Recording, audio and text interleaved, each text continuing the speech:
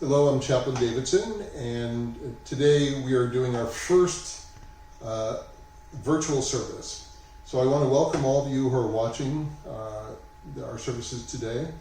And for those who are not familiar with the Jewish service, typically what we do is a mixture of both Hebrew and English prayers, some of which are spoken and some of which are sung. So I'll be doing a bit of both, and I'll be adding some thoughtful and inspiring readings and teachings along the way, as well as doing a brief sermon towards the end of the service. Now, because most of you will not have the prayer book, I will be reading aloud or singing aloud the prayers from this prayer book called Likrat Shabbat, which means to welcome the Sabbath. For those who are regular attendees of the service, you'll be familiar with the songs that I do.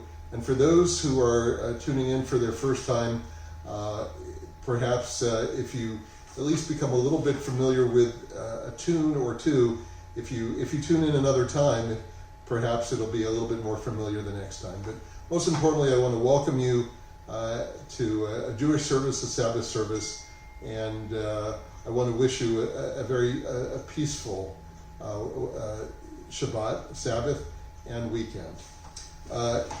And I just taught one word. You heard one in Hebrew. The word for Sabbath is Shabbat, so you'll hear that word frequently.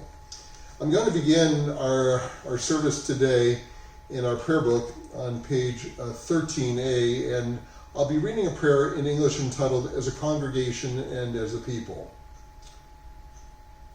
One of the most effective instruments for preserving Jewish consciousness is public worship. The service at the synagogue is more than an expression of the needs and emotions of the individual worshipers who take part in it. It is also an expression of the joys and sorrows, the hopes and ideals of the house of Israel. The synagogue is the unfailing wellspring of Jewish feeling. Here we pray together, and we become participants in the common sentiment, the collective conscience of our people.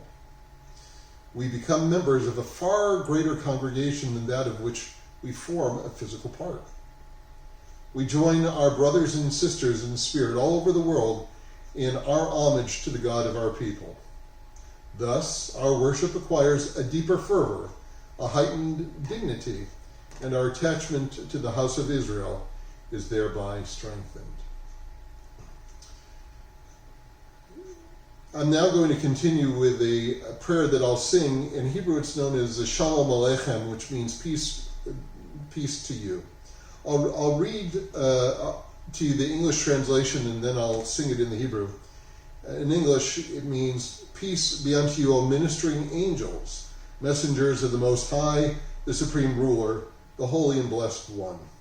May your coming be in peace, O messengers of peace. Bless me with peace, O messengers of peace, and may your departure be in peace, O messengers of peace, angels of the Most High, the Holy and Blessed One. Shalom Aleichem, Malachei Hasharet, Malachei Elyon, Mi Melech Malachei Hamlachim, HaKadosh Baruch Hu. Boachem l'shalom, Malachei HaShalom, Malachei Elyon. Mi Melech Malachei Hamlachim, HaKadosh Baruch Hu. Barchuni l'shalom, Malachei HaShalom, Malachei Elyon. Mi Melech Malachei Amlachim, HaKadosh Baruch Hu. Seidchem l'shalom, Malachei HaShalom, Malachei Elyon. Mi Melech Malachei Amlachim, HaKadosh Baruch Hu. I'm going to continue with a reading of a psalm. This is Psalm number 98, and it's an abbreviated version of the psalm. It's a poem that doesn't rhyme, that praises God. And the theme of this is that God does marvelous things. And I know that during this period where we're mostly hunkered down because of the coronavirus, it might be hard to have that faith and hope. Where is God? Why is this happening to us? But for people of faith, even during difficult times, we keep our faith. We do believe that ultimately good will prevail and lives will be saved. And so we put our hope in faith and trust. So this prayer is a reminder that God does do marvelous things. Sing a new song unto the Lord, for God has done marvelous things. God's holy power has brought deliverance. The Lord has made known this saving power and has revealed his triumph before the nations. God lovingly remembers his faithfulness to Israel. The very ends of the earth have witnessed this deliverance. Acclaim the Lord, all the earth, break forth into jubilant singing. Praise the Lord with a harp in the voice of song, with trumpets in the sound of the shofar. Shout praise before the King, the Lord. Let the sea roar and all that fills it, the world and all who dwell in it. Let the rivers clap hands in joy. Let the mountains joy in singing to God. For God has come to judge the earth with righteousness and the peoples with equity.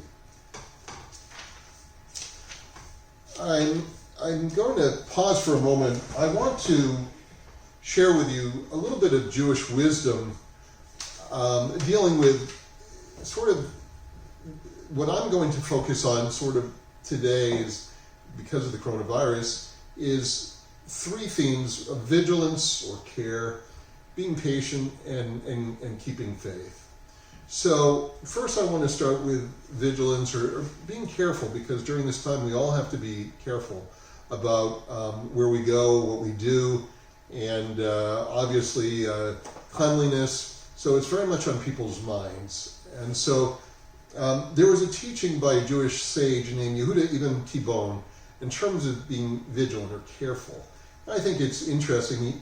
He teaches, be not like the bird that sees the seed. Be not like the bird that sees the seed, but not the trap.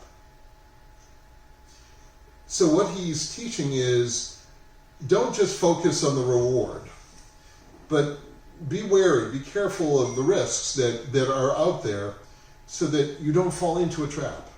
And so I would say, in terms of dealing with this virus, we all need to be careful. We all have hope that everything will work out, but that doesn't mean that we shouldn't still be cautious or careful. We still shouldn't think that we shouldn't be washing our hands regularly, or that we need to limit where we go, going off base, etc., or not having social distancing, or being around many people and not knowing if they might have the virus. Just be very, not overly, not to a point of being overly frightened, but at least being cautious. And that's something we all need to do. And thus far, thank God, at Osan Air Base, we have had 0 confirmed cases of the virus.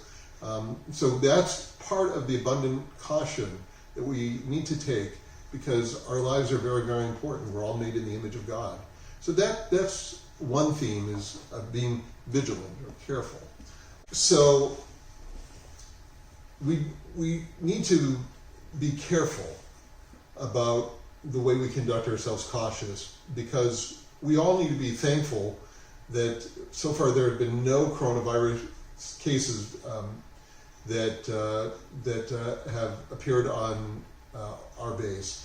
And so it's due to an abundance of caution that's happened. So we want to maintain that. So I think this teaching, be not like the bird that sees a seed, but not the trap, is important.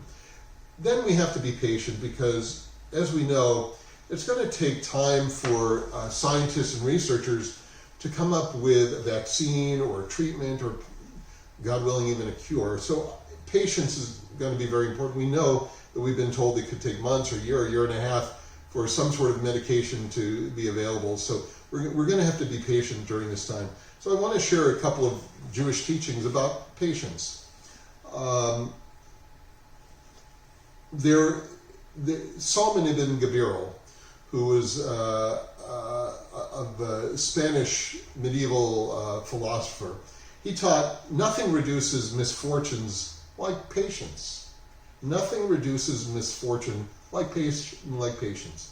So that's a good thing to remember, that we need to be patient, and that will, if we can get through this time the best we can, that will help reduce misfortune versus the impatience and maybe producing a medication that actually doesn't work. We need to be patient and let our scientists and researchers and doctors and other medics do what they need to do, so that they can produce the pharmacies, so they can produce the medication that will help treat and hopefully cure those who might have the illness or prevent others from getting it.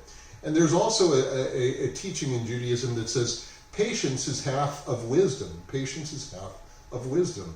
So we all want to be wise, and according to this teaching, patience is a good part of that. So for those who are patient, that shows that you're being wise. And lastly, as I said, it's important that we keep faith, and it might be challenging, as I said earlier, for us to keep faith during this time in a good and loving God, as we see that there is suffering and people are hospitalized, and there have been many deaths. So the question is, how do we keep faith? So I'll just share a couple of teachings. One is from a liberal Jewish scholar named Leo Beck, who said, through faith, one experiences the meaning of the world. Through action, one gives it meaning. So one way we can interpret this is that faith is very important. We don't give up hope, but that doesn't mean that we don't have to take action. As a matter of fact, there's a common idea that God helps those who help themselves. So we have to work with God, partner with God, in the hope of creating some kind of medication or treatment or vaccine or cure for this. But we still have to keep the faith. Another teaching is, in the struggle with evil, only faith matters. In the struggle with evil, only faith matters. So it's kind of like you see the glass is half empty or half full. If you only focus on the evil, we're going to get down. We might get depressed, feel isolated and sad. But if we can have hope and faith that ultimately things will end up with healing and people being allowed once again to go out and experience normalcy, and lives are saved, and a treatment is found, and a cure is found. If we hold on to that faith, if we can see the glass being half full, even during difficult times, keep the faith that there is a good God out there, and with our partnering with God, eventually there will be healing and there will be life once again in normalcy. Then that gives us a reason and a purpose to go on. So those are just some teachings of Jewish wisdom based on the idea of vigilance, or being careful, having patience, and still keeping the faith. I'm going to move on and sing a song known as the Lecha Dodi. It means, "Come, my beloved." And in this prayer, we symbolically welcome the spirit of the Sabbath into our communities, into our midst, into our souls even. It's our way of demarcating a difference between the rest of the work week to the time of the Sabbath, of the Shabbat, when we can be at rest and be at peace. And so in this, I'll read to you a few of the passages. I'm not going to sing the entire prayer, just the first two and last two stanzas. And then you'll see me stand and bow, and I'm going to be opening the door, because for us in this prayer, we think of the Sabbath, the Shabbat, as being almost like a regal, a royal queen, or a beautiful bride. And that's how we honor the entry of the Sabbath into our midst, by singing to her. and even opening the door to allow her into our community. And we bow as we greet her. So I'll be singing the first two and last stanzas, and the chorus of this song is known as L'cha dodi l'krat kala p'nei Shabbat nekabala, which means, come, my friend, the bride to meet the holy Sabbath, let us now greet. So it's all about, come, my beloved, come, this queen or bride, and be with us, and let us welcome you. You'll hear this refrain again and again. And just a couple of quick paragraphs in English so you know what this prayer is about. It says, keep and remember was in a divine word of the commandments of the Sabbath, to remember and keep the Sabbath. Our people at Mount Sinai, God's command heard, our God is one, and one is God's name. God is a glory, God is fame. To greet the Sabbath, now let us go, source of blessing it has been ever so. Conceived before a life on earth began, last in God's work, first in God's plan. In every way, may you prosper and grow. Reverence for God may we always know. May you see the redemption that God will bring. Songs of thanksgiving to God may we all sing. Come now, the Sabbath, the day divine. Come enjoy, let our brightness shine. Come to the people which greets us with pride. Come in peace, Sabbath bride. So I will begin by singing, and then again you will see me stand up towards the end of the prayer. Open the doorway as if I'm allowing the Sabbath queen or bride to enter into our midst. And then you will see me bow as I officially welcome her, that she joins us during this service. L'cha dodi l'krat kala p'nei Shabbat nekabila. L'cha dodi l'krat kala p'nei Shabbat nekabila. Shamor v'zachor v'dibor echad, Ishmi'anu el hamyuchad, Adonai echad, Ushema'o echad, L'shemo tiferet v'lithilah. L'cha dodi l'krat kala, P'nei Shabbat nekabila. L'krat Shabbat l'chu v'nilcha, Ki mekor habracha, Merosh mikedem, Nesucha, sof maaseh, b'mashava techila. L'cha dodi l'krat kala, p'nei Shabbat nekabila. Yamin usmol tifrotzi, v'yet Adonai taritzi, al yad ish ben partzi, v'nismecha v'nagila. L'cha dodi l'krat kala, p'nei Shabbat nekabla. Now you can follow me as I rise and open the doorway. And allow symbolically the Sabbath queen or bride to officially join us. And I sing to her, welcoming her, Boi v'shalom ateret bala, gam b'simcha utzahala, toch emunei am segula.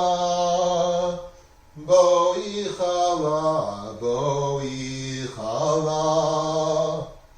L'cha dodi l'krat kala, p'nei Shabbat nekabila.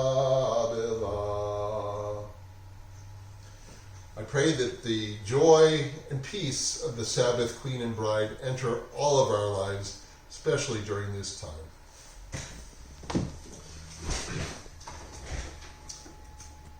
I will continue now by reading a psalm for the Sabbath. This is Psalm number 92. It is good to thank you, O Lord, to sing praises to your name, to proclaim your love every morning and your faithfulness every night.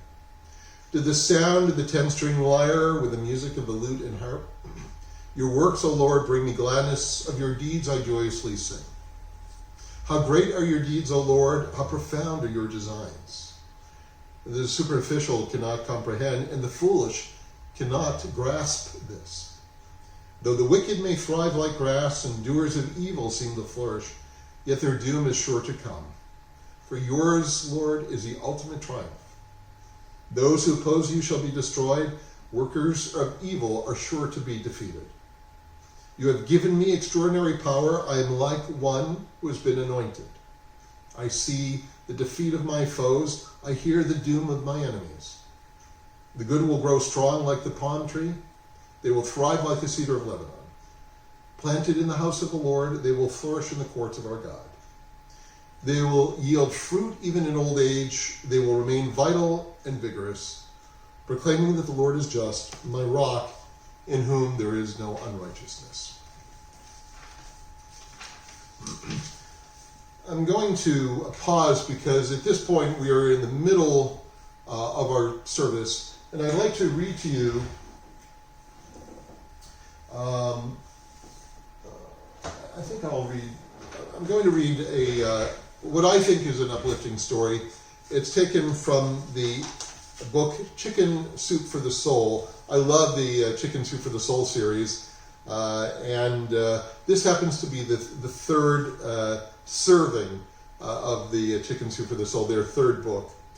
And the reason I'm going to read this particular story to you, not only is it inspiring, but it also reminds us of how we need to, in a sense,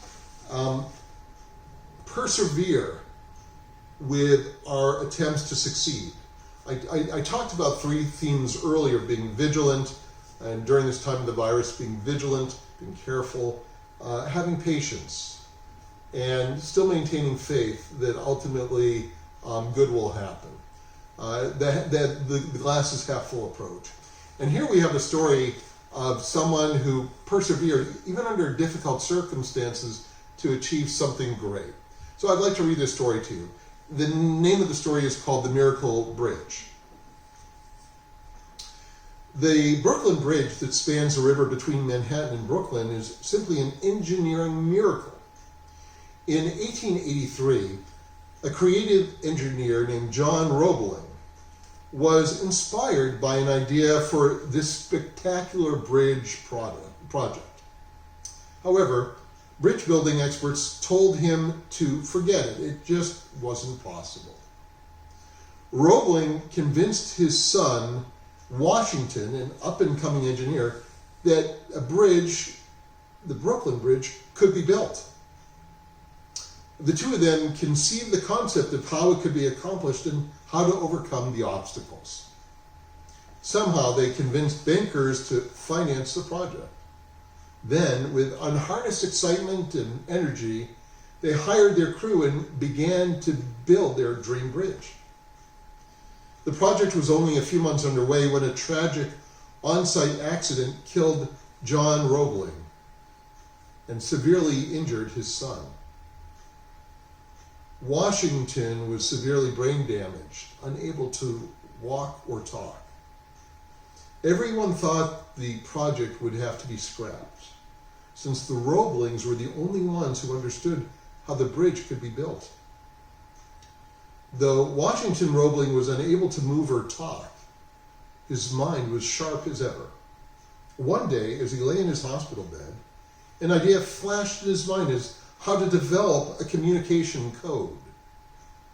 All he could move was one finger, so he touched the arm of his wife with that finger. He tapped out the code to communicate what she was to tell the engineers, who continued building the bridge. For 13 years, Washington tapped out his instructions with the one finger until this spectacular Brooklyn Bridge was finally completed. This is a great story about patience and perseverance and faith, that ultimately one could succeed and overcome the obstacles. And in this case, building the bridge was an enormous task. Two people had the vision, They worked very hard until tragedy struck. But under the most trying circumstances, the son was patient, vigilant, thoughtful, and kept faith in their idea. And ultimately, that led to success in the construction of the Brooklyn Bridge. And so we need to do the same during this challenging time, and our hope and faith that a cure or treatment or a vaccine will eventually become available, and life will go back as best as possible to normal. And we'll learn our lessons from this too. I'm going to continue with our service with the singing of the Shema Yisrael and the V'ahavta. The Shema Yisrael is one sentence basic creed of the Jewish people. In the Hebrew, the words are Shema Yisrael Adonai Eloheinu Adonai Echad, which means, "Hear, O Israel, listen, Jewish people, the Lord our God, the Lord is one." And our belief in one God is what identifies us as Jews, as monotheists, as one who believe in one loving, good, compassionate, kind, and just God. That's what makes us Jews. And so this one sentence is vital to our faith. And therefore we traditionally recite it every morning during prayers, every evening during prayers, at night just before we go to bed, and even when a Jew is about to die, by tradition, these are the last words he or she says, the Shema Yisrael.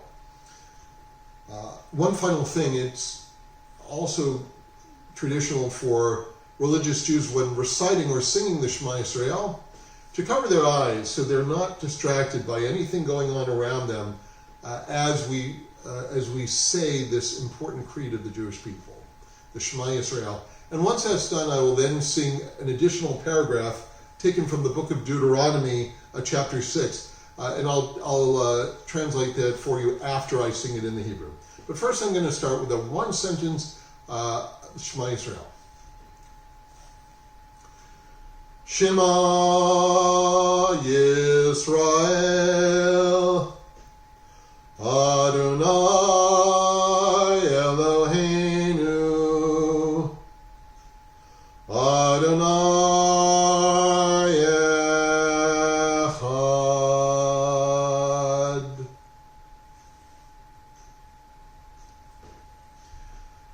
V'ahavta et Adonai Elohecha b'chol vavcha v'chol nafshecha v'chol miodecha v'hayu hadvarim ha'eleh asher anochi mitzavcha hayom al levavecha v'shinantam levanecha v'dibarta bam b'shivtecha b'beitecha v'vlachtecha v'aderech v'shachlecha v'kumecha v'kshartam liyod al yadecha v'hayu l'totafo bein einecha U'ktavtam al mizuzo beitecha u'visharecha. Now I'll read to you the English translation taken from the book of Deuteronomy of what I just chanted. You shall love the Lord your God with all your heart, with all your soul, with all your might. You shall take to heart these words which I command you this day. You shall teach them diligently to your children. You shall repeat them at home and away, when you lie down at night and when you rise up in the morning. You shall bind them as a sign upon your arm, and they shall be a reminder above your eyes. You shall inscribe them on the doorposts of your homes and on the gates of your cities. In just a moment, I'm going to continue with a prayer in English, which is known as a Hashkivenu, which when I was deployed to Iraq and Afghanistan years ago, I made sure to always include this prayer because it reminds us of the value or the gift of life. And because of the circumstances going on right now with the coronavirus, we have to not take for granted the gift of life. And this prayer is a reminder never to take for granted this gift that we all have, those who are watching and our loved ones. And so that's why it was important for me to read this prayer when I was in Iraq and Afghanistan, because sometimes we didn't know would we be alive or not that day or the next. So even waking up the next morning is a blessing. Help us, O God, to lie down in peace and awaken us to life on the morrow. May we always be guided by your good counsel, Lord, and thus find shelter in your tent of peace. Shield us, we pray, against our foes, against plague, destruction, and sorrow. Strengthen us against the evil forces which abound on every side. May we always feel protected because you are our merciful sovereign. Guard us always and everywhere. Bless us with life and peace. Praise to you, O God of peace, whose love is always with us, who shelters the people of Israel and protects the world in love. I'm now going to sing a paragraph taken from the book of Exodus, chapter 31, just reminding us that we are to observe and celebrate the day of rest, the Sabbath, the Shabbat. In English, it goes as follows. The people of Israel, referring to the Jews, shall observe the Shabbat, maintaining it throughout their generations as an everlasting covenant. It is a sign between me, the Lord, and the people of Israel for all time. In 6 days the Lord made heaven and earth, and on the seventh day God ceased his work and rested. In the Hebrew, Vishamru v'nei Yisrael et ha-Shabbat Lasod et ha-Shabbat lidorotam birit olam Vishamru v'nei Yisrael et ha-Shabbat Lasod et ha-Shabbat lidorotam birit olam Beini uvein b'nei Yisrael, oti liolam, oti liolam, oti liolam. Vishamru v'nei Yisrael et ha-Shabbat, lasod et ha-Shabbat, lidorotam birit olam. Ki shesh yamim asa Adonai, Asa Adonai et ha-shamayim v'et haaretz v'shamru v'nei Yisrael et ha-Shabbat lasod et ha-Shabbat lidorotam birit olam. U'bayom hashvi'i Shabbat v'yinafash Shabbat v'yinafash Shabbat v'yinafash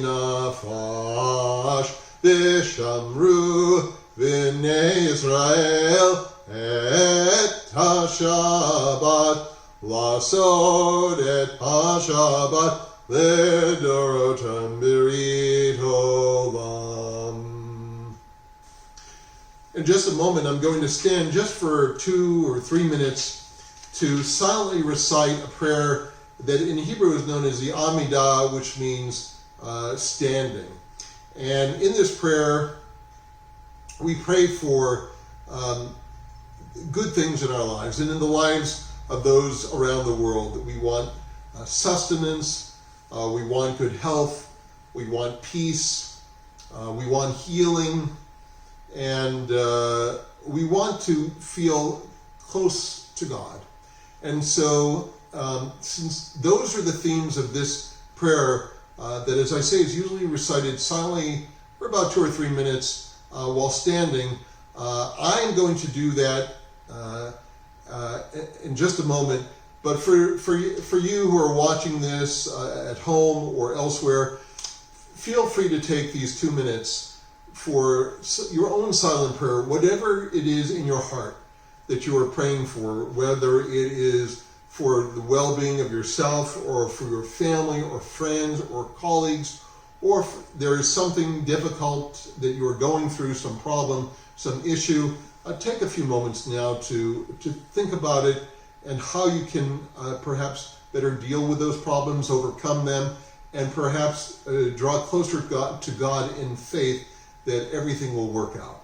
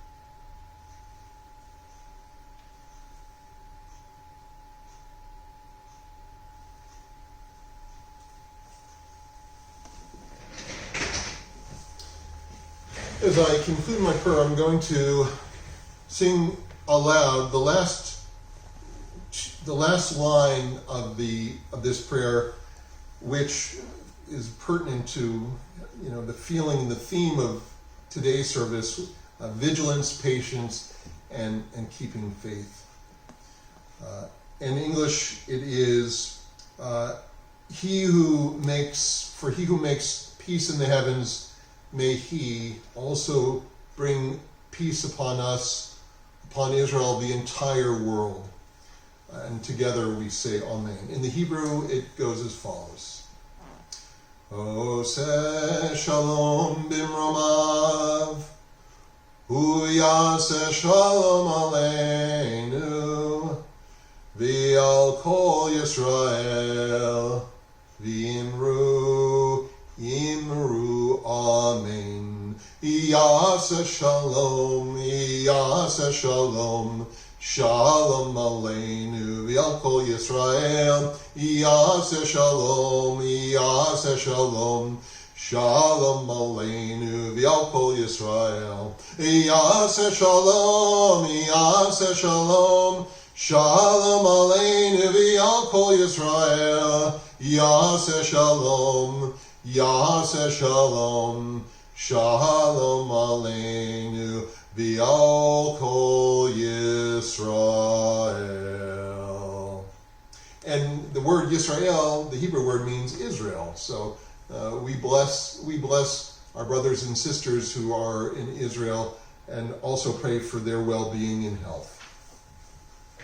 I'm now going to just take a few minutes to share some thoughts during this service.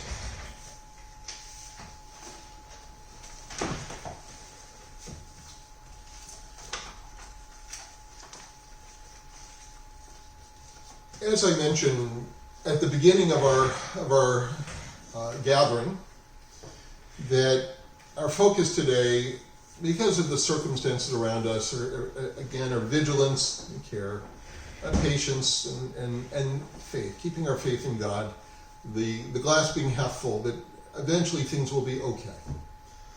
And as we know, this is a difficult time,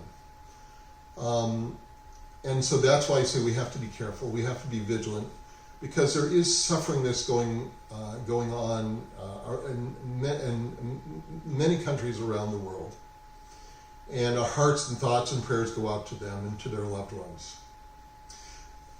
But interestingly, in the Jewish faith, we are coming up to a major Jewish holiday of Passover. In Hebrew, we call it Pesach, in which the story also starts off with suffering and affliction. For those who know the story of the Exodus, which is found in the book of Exodus in scriptures, we read how Pharaoh, the leader of the Egyptian people, decided that he wanted to contain the Jews in the land. And so the Pharaoh instituted slavery for the Jewish people, for the men, the women, and the children. And they were forced to work long hours every day under difficult circumstances in the hot desert climate of Egypt without proper food or water or drink. And according to Scripture, God, the Pharaoh, set taskmasters over the Jewish slaves, forcing them to build cities under brutal conditions. And if one of the Jewish slaves was not doing their job quickly and efficiently, or perhaps was dying of hunger or thirst, the Egyptian taskmasters, instead of trying to help, would just make the situation worse. They would beat the slaves, trying to get them to do their work, and even made it harder for the Jews to form the bricks by reducing the material that was given to them. There's even a Jewish legend that to the Egyptian taskmasters, the value of a brick was more than a Jewish life. And it was a bitter, bitter existence for the Jewish people, and it lasted for a long, long time, the suffering. 400 years of affliction, 400 years of slavery. And so, for Jews, during the upcoming holiday of Passover, Pesach, we remember the plight of our ancestors that lasted 400 years. And so we understand that the suffering that people can experience when something unfortunate, when something tragic envelops people. And I'd like to share with you just one paragraph from our Passover prayer book known as a Haggadah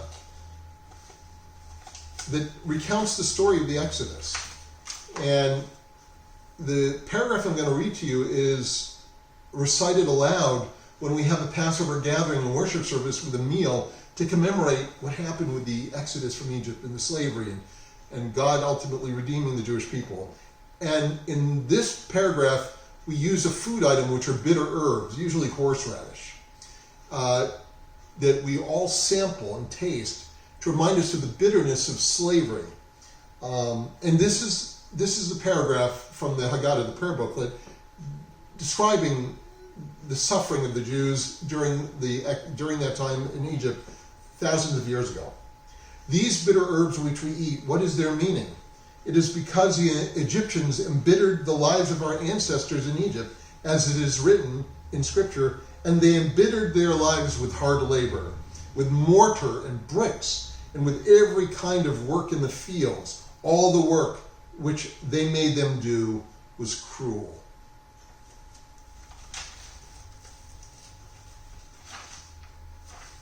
But it wasn't just the Jews who suffered. It was more global. Because for those who are familiar with the Exodus story, you remember that God heard the cries of the Jews and remembered his covenant and his love for the Jewish people, a people who he describes in scriptures as his beloved, as his treasured people. And he told Moses to go to the Pharaoh and tell the Pharaoh, let my people go. And as we know, the Egyptians, the Pharaoh said no, again and again and again.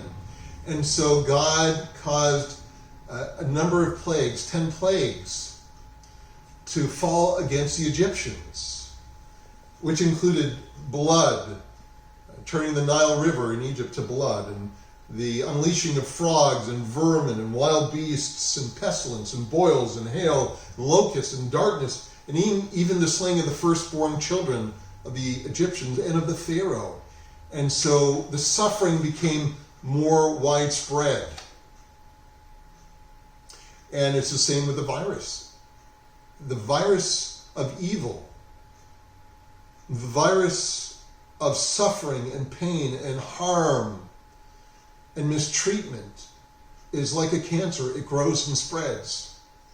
And it has to be contained. It has to be stopped. It has to be overcome. It has to be confronted with something equally or more powerful.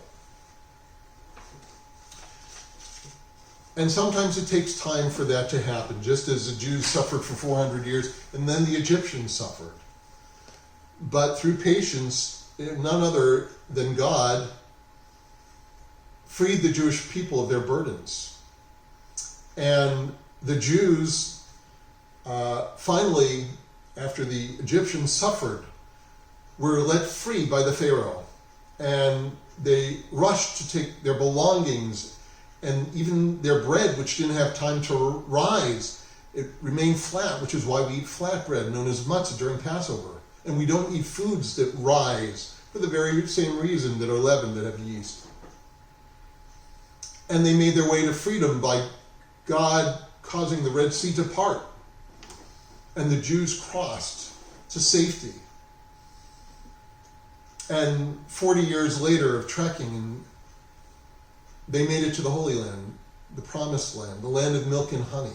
And they were delivered by God. And we have a prayer in our Haggadah again, which reminds us of the miracles God finally brought to the world to save the Jewish people from suffering. And in brief, this prayer known as the Dayenu talks about how had God just done one miracle, that would have been enough. But God did miracle after miracle after miracle, and I'll just mention a few of them. God brought us out of Egypt. God divided the Red Sea for us. God sustained us in the wilderness for 40 years. God fed us manna during that 40-year journey. God gave us the Torah along the way, the scriptures, God's holy word. And God brought us to the land of Israel. Dayenu. Dayenu. All of these are enough. One miracle would have been enough. But again and again, God gave us miracle after miracle after miracle to save us, to overcome the suffering, the disease, the pestilence, the blight, the mistreatment, the suffering, and instead brought us back to health and strength and courage, fed us, gave us water to drink, saved our lives. But it also took good leadership, Moses and Aaron and Miriam, and the faith of the Jewish people that they would get through it all. And so it's the same with us today. These lessons from thousands of years ago, the suffering, the disease, the plagues, they were evident. The mistreatment, the suffering. But through perseverance and patience and faith, most importantly, the people were saved, as was the world. I pray the same happens for all of us. And for that, let's keep the faith. I'm going to conclude our service now with a prayer in Hebrew. It's known as the Adon Olam, in which we're reminded of the power and might and love of God, the compassion that God has for each one of us. And I'll read to you part of the translation of the Adon Olam, so you know what I'm about to sing as a final closing hymn. The eternal Lord reigns alone. While yet the universe was not, when by divine will all things were wrought, God's sovereign's name was always known. And when this shall cease to be, in dread splendor shall God yet reign. God was, is, and shall remain in glorious eternity. For God is one. No other share God's nature or uniqueness. Unsending and beginningless, all strength is God's, all sway God bears. Acclaim the living God to save, our rock and redeemer, even though we toil with sorrow. Our banner and our stronghold sure, the cup of life we crave. We place our soul within God's palm. Before we sleep as when we awake, and though our bodies we forsake, rest in the Lord in fearless calm. Adon olam asher malach b'terim kol yitzir nivra li'ein nasa b'chefza kol azai melech shimoni kra azai melech shimoni kra yacharei kichot hakol levado yimlok nora Behu haya, behu hove, behu yeh b'tifara, behu yeh b'tifara, behu echad v'yein sheni, laham shilo lehapira, b'li reshit, b'li tachit, b'lo ha'oz v'hamizra, b'lo ha'oz v'hamizra, behu eli v'chai goli, B'tzor chevli b'yetzara,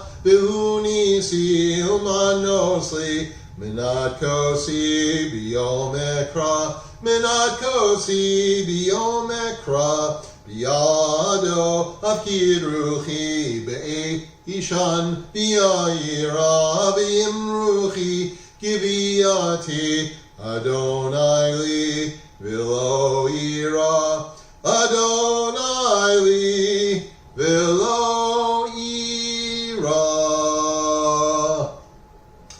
I want to thank you for joining me in the Jewish community in this Sabbath or Shabbat service. And once again, despite the difficulties, we must be vigilant, we must be careful, we must be patient, but we must always keep the faith. I wish you a peaceful Sabbath, or in Hebrew, Shabbat Shalom.